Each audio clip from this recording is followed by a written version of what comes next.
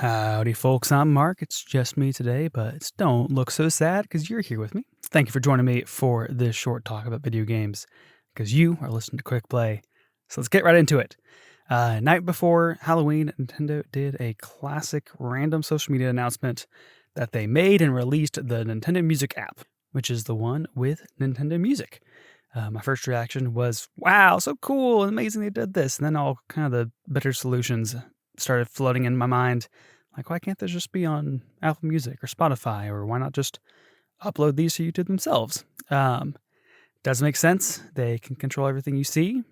Nintendo does like to think of the children, and they can monetize it directly as part of Nintendo Switch Online.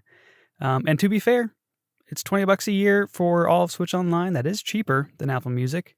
It's a little, as an app, it's a little underbaked and a little buggy, but it gets the job done. I have enjoyed listening to these full soundtracks, and a little weird that it's so limited in its catalog, but that has more forced is a strong word. I have had the opportunity to listen to a lot of games that I haven't really played and been enjoying them. I think listening to these out of context has really highlighted how good some of these soundtracks are, and how some of them are just not that great, but whatever here.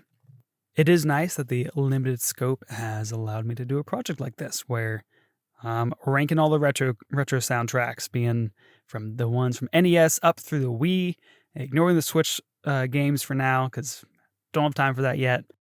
But here is how it worked. They did split out the complete soundtracks from a top tracks playlist for each game, which is, with the position as the default, it makes sense. They're trying to take out the incidental music or the more forgettable tracks.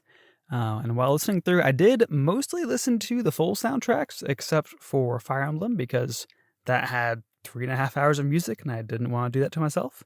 And as I go through, also note some key tracks for each, an A-side and a B-side. A-side being like a quintessential song from the game, and B-side being more of a fan favorite or a personal favorite, or just the obvious other song from the game. And I've assembled all of those, 2 for each game, into a Nintendo Music playlist linked in the description, which is apparently a function of the app. I don't know if it'll work or not, but you can try clicking the link below. But ultimately, this is a list of my own personal preferences. I'd be hesitant to say it's an objective ranking because of my own unfamiliarity with a handful of these games. But if I were forced to make an objective, this is the worst to best ranking, this probably wouldn't be that far off from what I'd submit as that objective list. So we have 17 games to hate here, starting at the worst, number 17. It's Star Fox 64.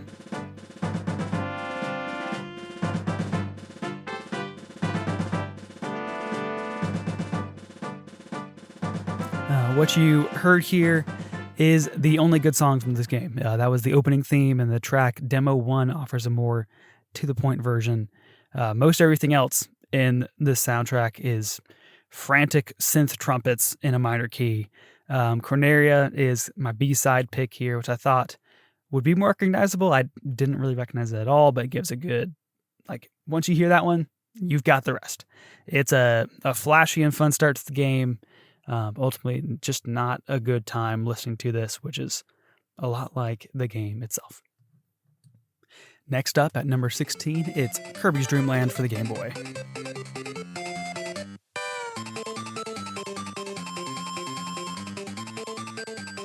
Which is maybe a controversially low pick because Game Boy music is an underappreciated art. There is a surprising complexity here, but it's ultimately not a pleasant soundtrack. It's despite it being a very pleasant game. Welcome to Dreamland, which is what you heard here, has a great hook. It's that title screen song, but ultimately it's hard to grab hold of anything else in just the busyness of the rest of the soundtrack. Green Greens is also pretty solid, but Mount DDD is my B-side pick here, and probably my favorite from the game, I think. Moving on up, number 15 is Super Mario World 2, Yoshi's Island for the Super Nintendo.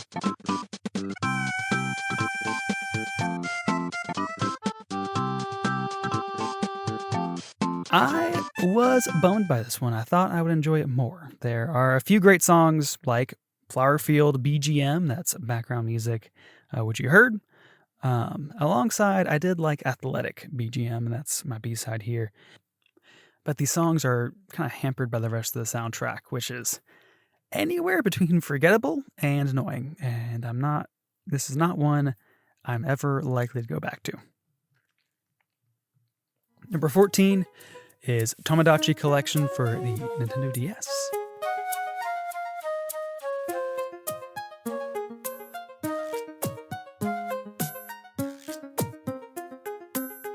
I have no nostalgia for this whatsoever, partly because I didn't have a DS, and nor do I live in Japan, which this wasn't released outside of. It is nice, and it's inoffensive, but it's forgettable. Apartment hangout stuck out to me. That's what you heard here. Clothing shop is a nice one too. It's just pleasant nonsense that I'm a little surprised made the cut so early. Maybe this is more for the Japanese audience. I don't know if anyone really was singing this one's praises, but whichever. Number 13 now is Dr. Mario for the Game Boy.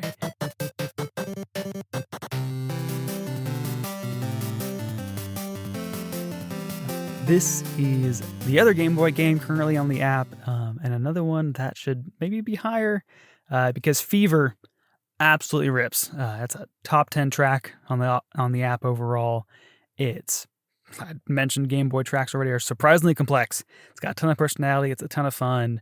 When people talk about how amazing Game Boy music can be, it's because of Fever. All the rest of the tracks are kind of a mess. I thought I would have liked Chill a little better. It is a pretty good time, but there's this out-of-key melody near the end of the loop that can really grate on you if you're not in the right mood. I think that might be what happened to me as to why this is so low on the list, but check those out. Next up at number 12 is Fire Emblem, the Blazing Blade for the Game Boy Advance.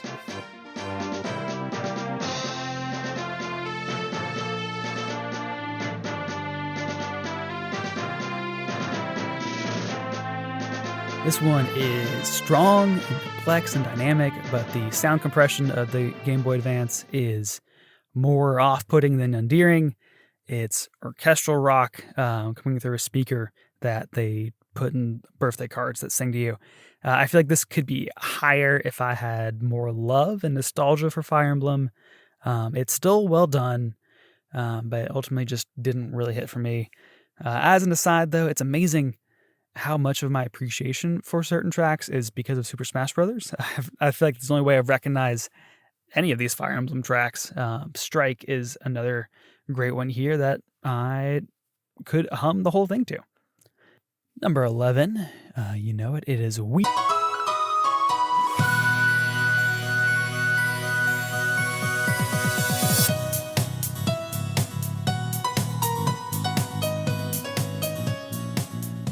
Title theme from Wii Sports is legendary. It's an amazing track, but it's kind of all there is in the soundtrack. I couldn't have hummed any of these other tracks to you, and that title theme is woven just about into every track. It's often really clever, but it gets a little overdone, kind of like a delicious seasoning that gets added to every meal in some way.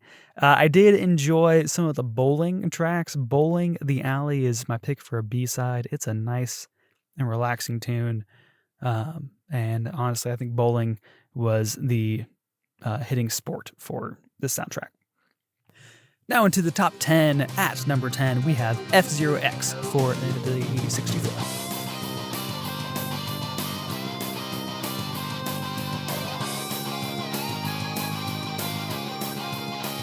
I have barely had time to digest this soundtrack and listen to just the top tracks while working on this outline, because it just released. It is the opposite of Tomodachi Collection. It is in your face. It's unrelenting. It's exhausting and very offensive, but it's doing something. It's just straight up a metal album as a soundtrack for a racing game, and I don't love it. It's not my cup of tea, but I sure do respect it. The Mute City track, known as Endless Challenge, was the obvious one to go with here, but perhaps the more iconic is from Big Blue with a song that I just found out is called Decided by the Eyes. Check that one out too. Number 9 here is Nintendogs for the DS.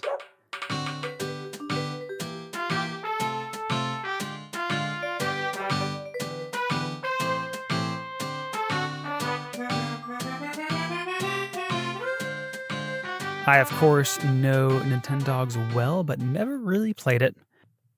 So I was surprised by how much I enjoyed this soundtrack.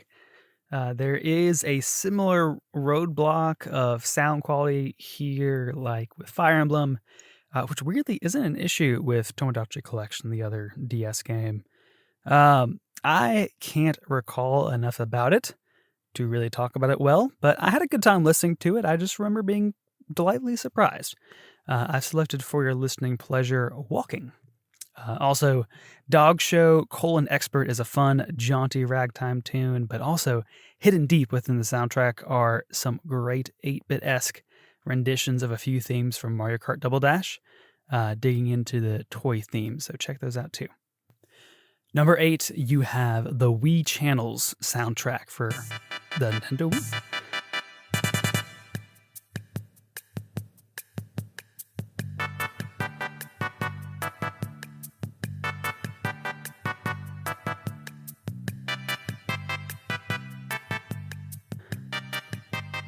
There are a handful of songs in the Nintendo Music Pantheon here, particularly the main theme from Wii Shop Channel, but Mi Plaza is the obvious B-side. However, there's an eclectic mix that runs a lot deeper than the Wii Shop Channel and the Mi Channel. They're not really worth delving into beyond those. However, the News Channel has some great ones. I really enjoyed some of those.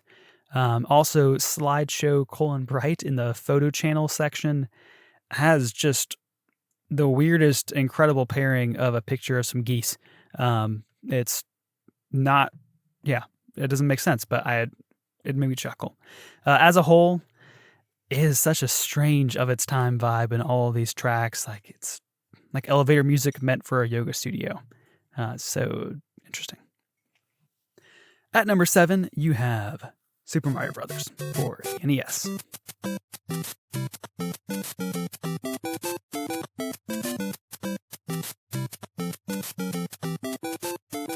We are into the great ones now, and a few are greater. It's simply not higher just because there's just not much here. What is here hits hard, except for Castle background music. That one's just fine. What we all know as the Mario song is ground BGM here. Like I mentioned earlier, I've appreciated listening to these songs out of context, the games, and picking up stuff I hadn't noticed before. So like the killer bass line in the B section of this song, check this out. It's the bit that goes boom, boom, boom, boom, ba-doo-doo-doo, boom, boom, boom, boom, boom, boom.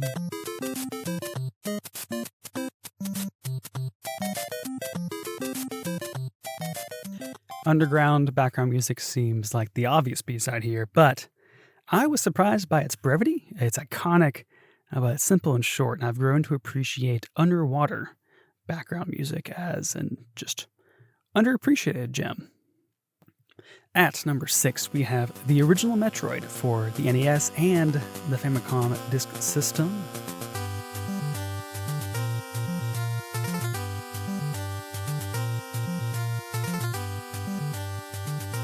For being such an early game, it's evocative and atmospheric, and it gives a much grander sense of adventure than the subdued, quiet solitude this series is known for as a whole.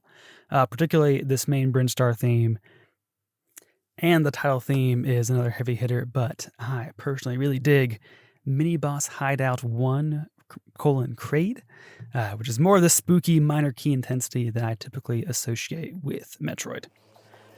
Speaking of, moving on to number 5, Metroid Prime for the GameCube.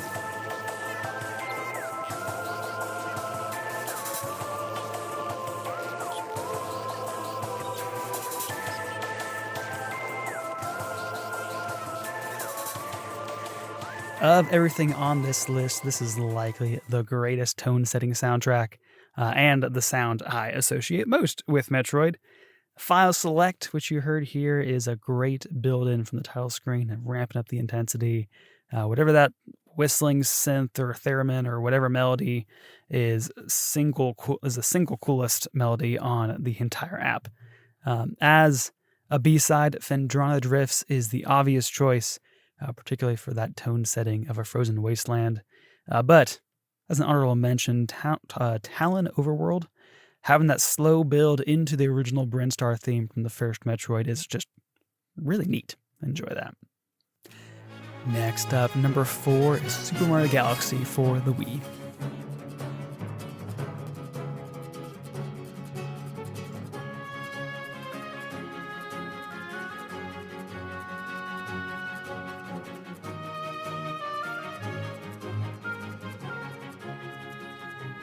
I worked chronologically through my listen through of all these soundtracks, and I really enjoyed my time with what folks can do with chiptune and MIDI instruments.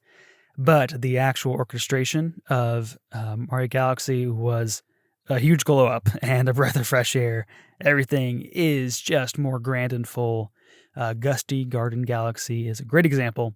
Has become a really key track for the game, despite it showing up multiple worlds in. This is almost halfway through. But as a B-side, Rosalina in the Observatory, number 3 in this case, with the full instrumentation as the observatory fills in.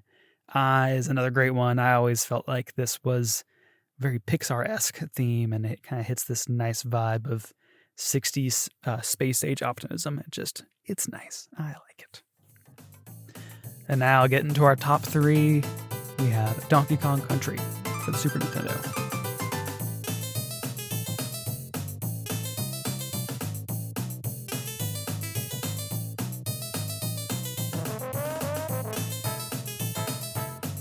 This soundtrack has no right to hit this hard. It's largely composed by David Wise. And he has this knack of finding excellent hooks and melodies. And Donkey Kong Country is littered with greats. But it starts strong with DK Island Swing, which you heard here. It has that wild midway twist where the entire song turns serious, but it loops back around before you even know it. Aquatic Ambiance is an obvious fan favorite, but I went with Simian Segway as my B-side, which plays on that first map screen. I've always felt convinced that bass line is adapted from the looping bass notes of the original Donkey Kong arcade game.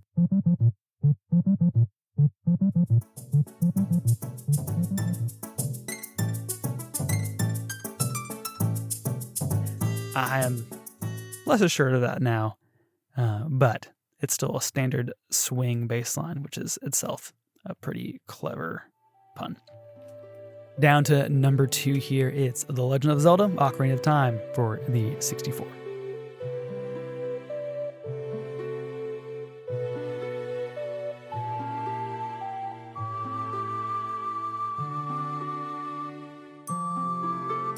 This is a legendary soundtrack for a legendary game that has a huge emphasis on music. It's all the more impressive that a ton of key tracks from this game are tied down to just 3-note ocarina riffs, but still provide so much full feeling to the environment and the characters. The song Zelda's theme is what's listed as it's known as Zelda's Lullaby to many. First showed up in A Link to the Past, but cemented itself here in its place as one of the most recognizable 3 notes in all of video games. There are few other themes that conjure their characters so well, and the hero's relationship to them. Some other all-timer tracks include the title theme, Lost Woods, the Hyrule Field main theme, the Forest Temple, the Gerudo Valley. Even that 30-second loop of the house theme is great, but of course, I want to shout out my all-time favorite Zelda track, Windmill Hut, or aka Song of Storms, evoking that never-ending cycle of good versus evil the Zelda series is built into its whole lore. Finally, coming down to number 1 here, it's Donkey Kong Country 2, Diddy's Kong Quest for the Super Nintendo.